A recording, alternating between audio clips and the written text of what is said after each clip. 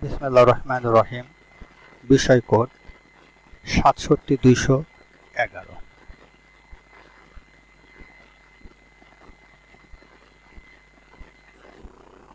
বিষয় refrigeration and air conditioning fundamentals.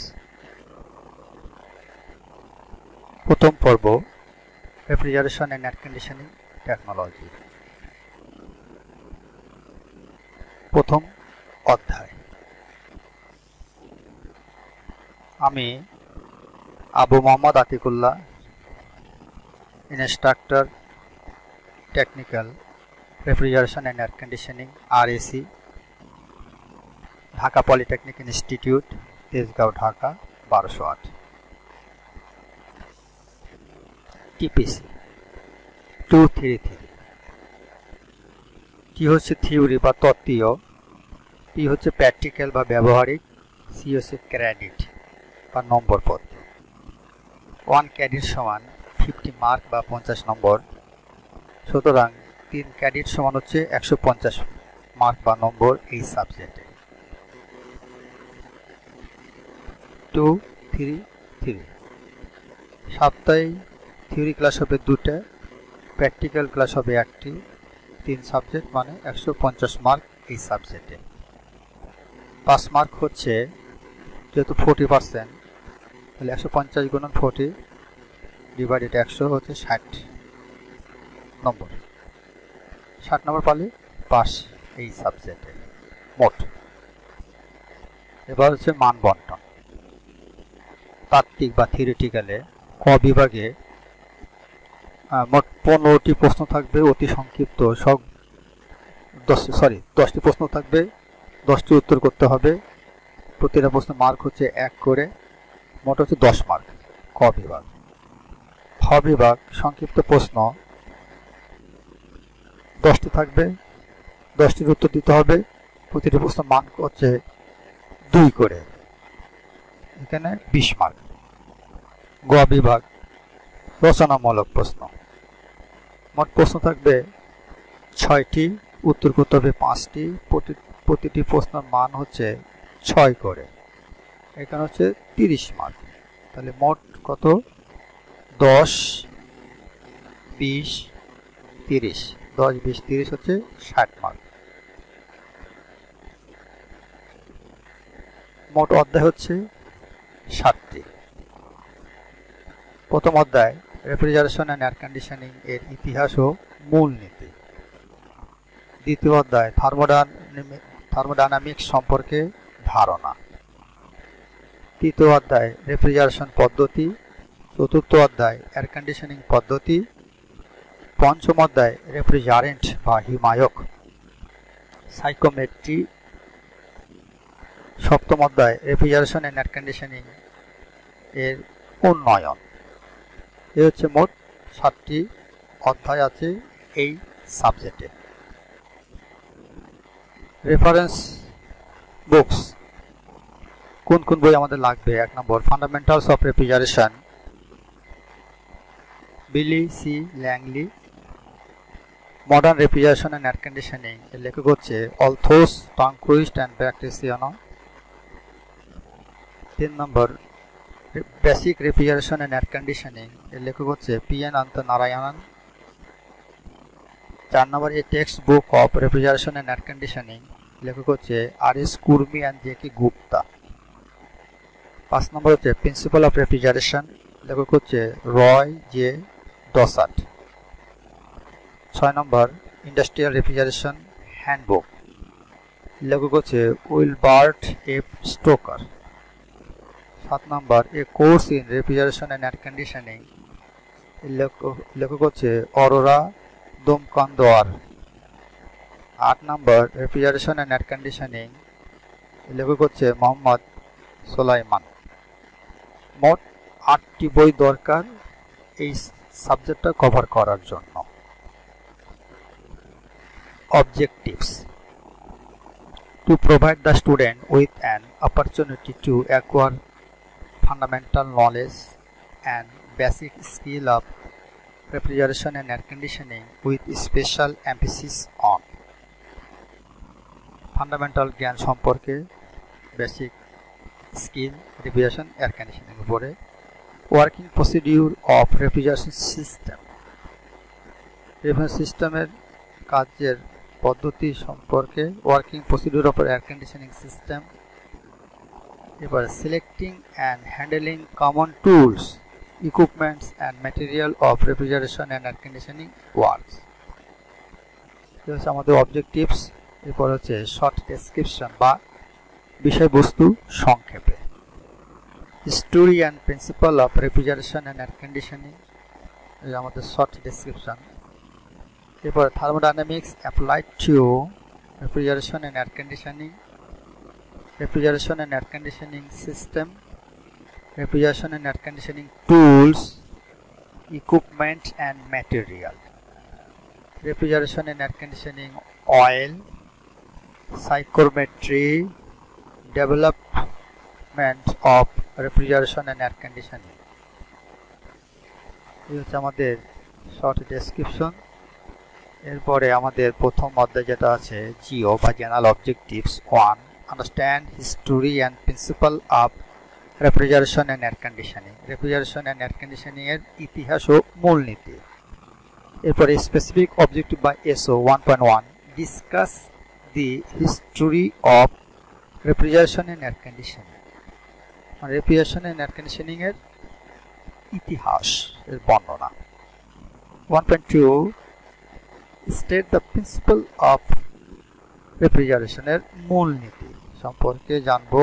1.3, state the principal of air conditioning বা AC.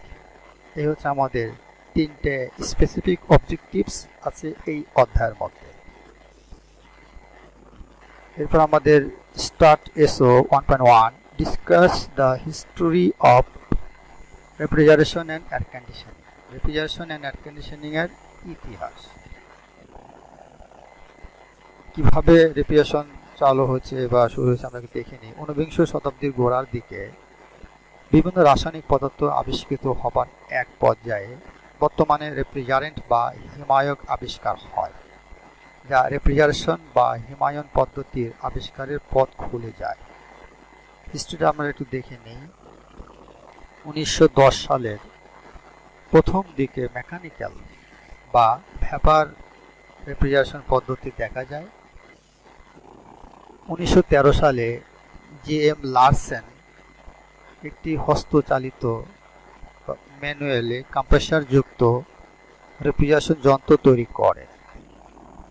1918 সালে বৈদ্যুতিক মোটর চালিত ওপেন কম্প্রেসার যুক্ত আমেরিকার বাজারে কেলভিনেটর কোম্পানির নামে বের হয় 1918 সালে।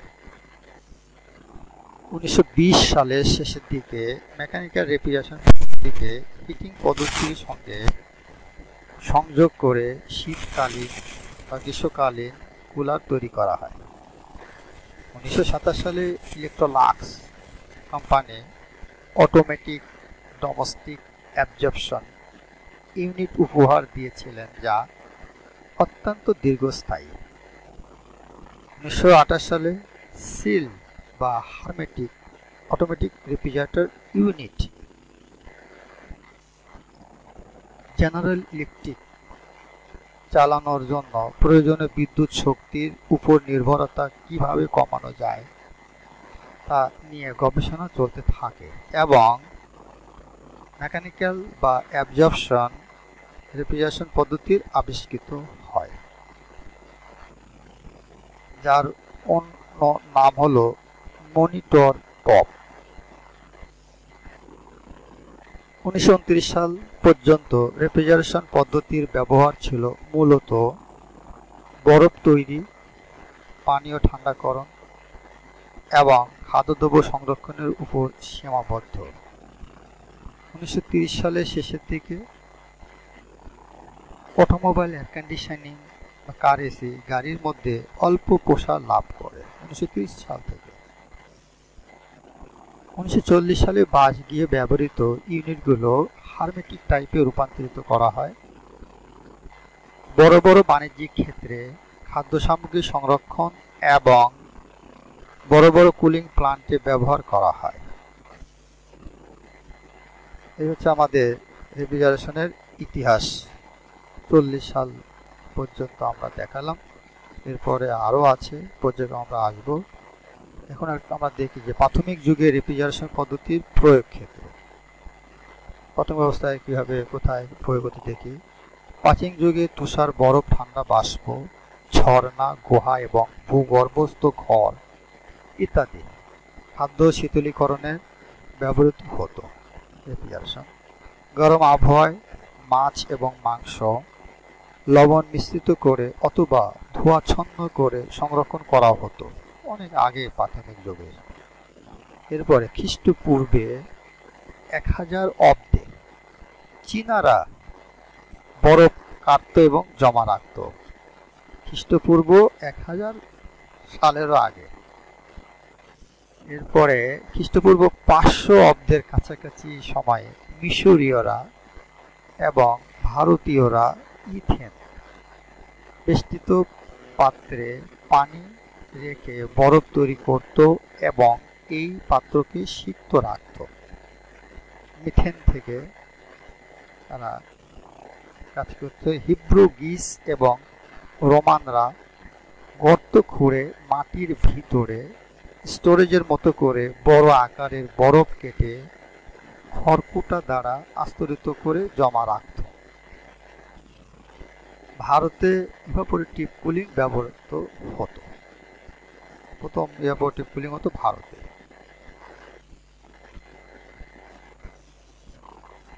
যখন কোনো তরল পদার্থ দ্রুত বাষ্পীভূত করা হয় তখন তাড়াতাড়ি ছড়িয়ে পড়ে।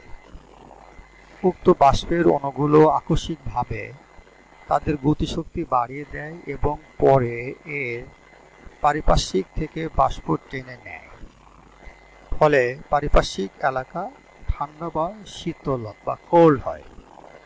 খাদ্য ঠান্ডাকরণের ইতিহাসের মাধ্যমিক ধাপে বিভিন্ন কেমিক্যাল যেমন সোডিয়াম নাইট্রেট অথবা পটাশিয়াম নাইট্রেট ইত্যাদি পানির সাথে মিশিয়ে তাপমাত্রা কমিয়ে দিত। এ পদ্ধতিতে 1550 সালের দিকে মদ বা অ্যালকোহল ঠান্ডা করা হতো। 1550 সালে শীতল পানীয় 1600 সালের দিকে ফ্রান্সে জনপ্রিয়তা পায়। রাত্রিকালীন পানি ঠান্ডাকরণের পরিবর্তে লোকজন লম্বা গলাওয়ালা বোতল পানিতে ঘোরাতো, ফলে যবক্ষার বা পটাশিয়াম নাইট্রেট দ্রবীভূত হতো। এই দ্রবণ খুব নিম্ন তাপমাত্রা বা লো টেম্পারেচার উৎপাদনের জন্য এবং বরফ প্রস্তুতকরণের জন্য ব্যবহৃত হতো।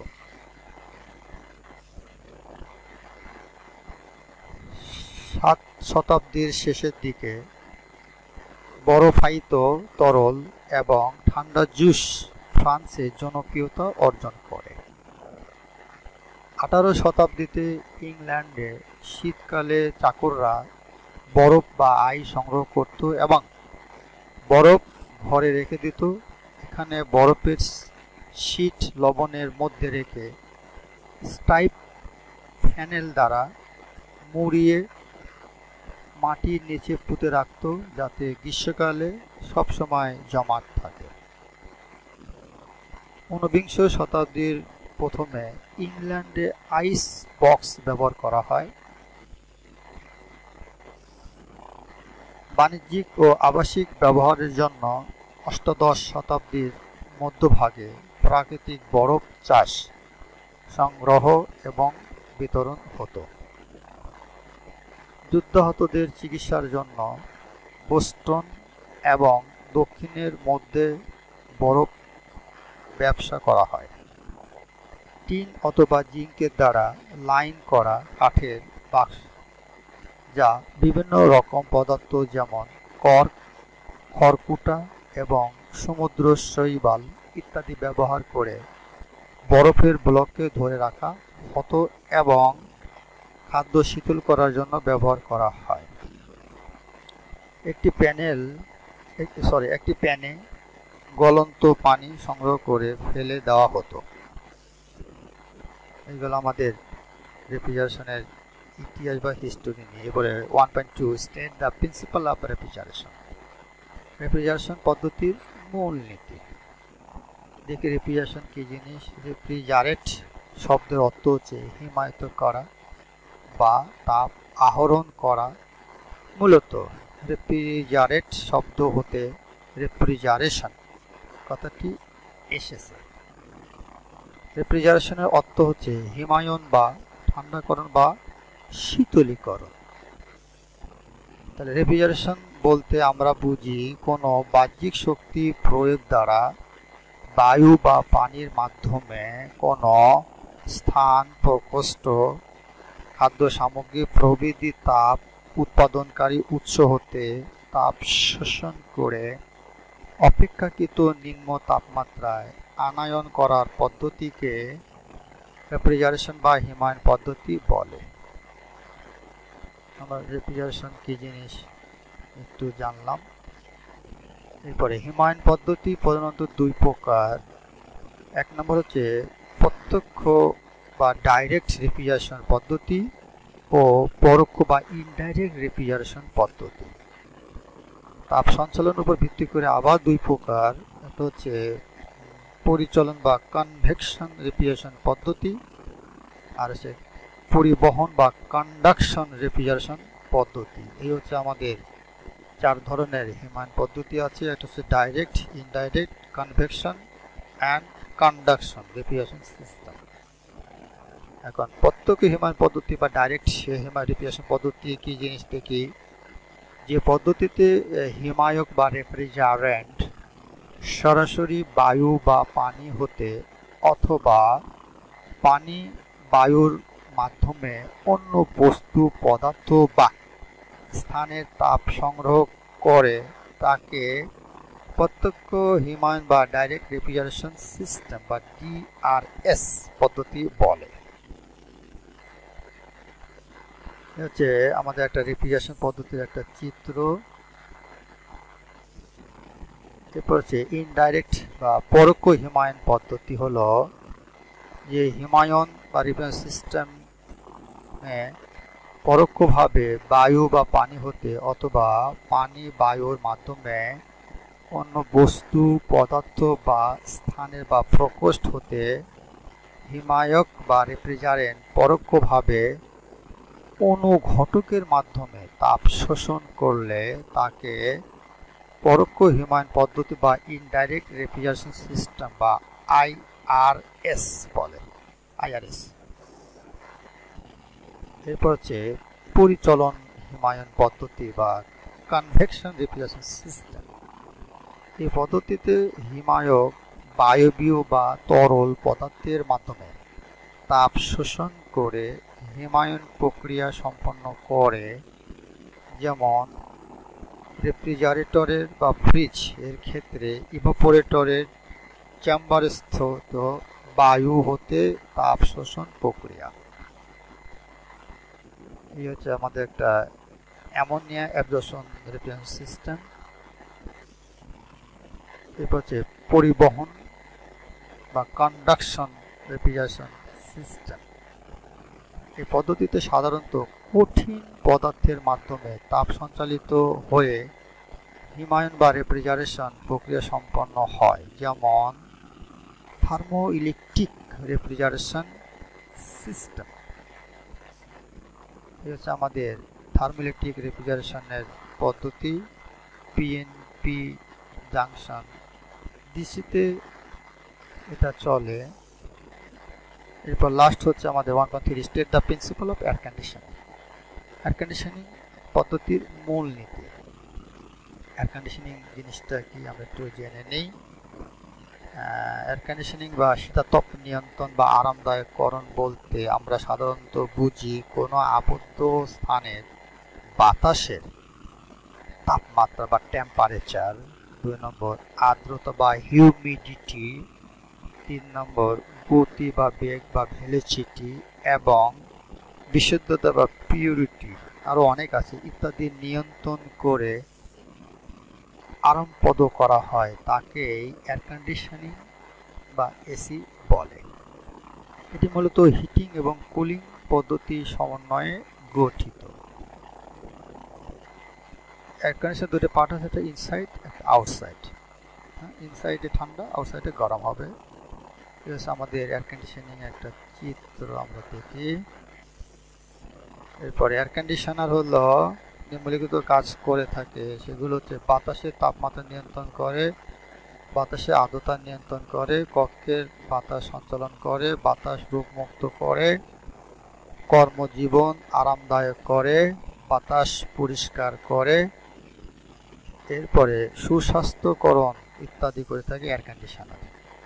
বর্তমানে রেফ্রিজারেশন সাইকেলের প্রয়োগ ক্ষেত্র কোথায় কোথায় প্রয়োগ করা হয়? রেফ্রিজারেটরে, ফ্রিজারে, ওয়াটার কুলারে, মিল্ক কুলারে, বেভারেজ কুলারে, সোডা ফাউন্টেইনে, তারপর আইসক্রিম ক্যাবিনেটে, ডিসপ্লে কেজ, এরপরে ওয়াকিং কুলারে, রিচিন কুলার, আইস মেকারে, কোন আইস মেশিনে, ক্যান্ডি আইস ফ্যাক্টরি, আইসক্রিম ফ্যাক্টরিতে, আইস প্লান্ট বা বরফ কলে, কোল্ড স্টোরেজ বা হিমাগারে, ফিশ প্রিজারভেশন, এরপর হচ্ছে প্রসেসিং প্লান্ট, তারপর ডেইরি ফার্মে, ট্রাক বা ট্রান্সপোর্ট রেফ্রিজারেশন বা হিমানে, এরপরে রুম এয়ার কুলারে, সেন্ট্রাল এয়ার কন্ডিশনিং প্লান্টে, তারপরে ডিহিউমিডিফায়ারে, ইনকিউবেটর ইত্যাদিতে রেফ্রিজারেশন পদ্ধতি ব্যবহার করা হয়। আরও আছে, অনেক আছে, আপাতত এই কয়টি আছে এখানে মনে রাখতে হবে। বাংলাদেশে হিমায়ন প্রযুক্তির দক্ষ জনশক্তির বিভিন্ন কর্মক্ষেত্র, দক্ষ জনশক্তি কোথায় কোথায় কাজ করবে, এটা খুব ইম্পর্টেন্ট। এটা একটু আমরা দেখিনি, কোথায় কোথায় দক্ষ জনশক্তি দরকার বা কাজ করে। এখন বলছি হিমাগার বা কোল্ড স্টোরেজে, আইস ফ্যাক্টরিতে, আইসক্রিম ফ্যাক্টরিতে, ফিশ প্রিজারভেশন ও প্রসেসিং প্লান্টে, ডেয়ারি ফার্মে, রাসায়নিক দ্রব্য সংরক্ষণে, সিগারেট, কেমিক্যাল, রাবার, সাবান, পাউডার এবং প্রসাধনী কারখানায়, এরপরে পাট ও সুতা কলে, ইলেকট্রনিক্স মালামাল ও সুবিধি যন্ত্রপাতি সংরক্ষণে, এরপরে হচ্ছে শীতাতপ নিয়ন্ত্রিত অডিটোরিয়াম, সিনেমা হলে, বহুতল বিশিষ্ট বাণিজ্যিক ভবন যেমন হাসপাতাল, ব্যাংক, রেডিও অ্যান্ড টিভি সেন্টারে, সংসদ ভবন ইত্যাদিতে এখানে দক্ষ জনবল কাজ করে রেফ্রিজারেশন এয়ার কন্ডিশনিং। এসব জায়গায় অনেকে কাজ করতে হবে, কাজ করতেছে অলরেডি, তাহলে তো ওখানে তো এমনি চলবে না। কোনো প্রশ্ন থাকলে এমনি কোশ্চেন। এবার আমাদের একটু বাড়ির কাজ দেখি। প্রথম অধ্যায়, রেফ্রিজারেশন অ্যান্ড এয়ার কন্ডিশনিং এর ইতিহাস উল্লেখ করো। 2 নম্বর হচ্ছে রেফ্রিজারেশন পদ্ধতির মূলনীতি লিখো, এয়ার কন্ডিশনিং পদ্ধতির মূলনীতি লিখো। এইগুলো আমাদের শেষ বাড়ির কাজ। ধন্যবাদ সকলকে। Thank you for all.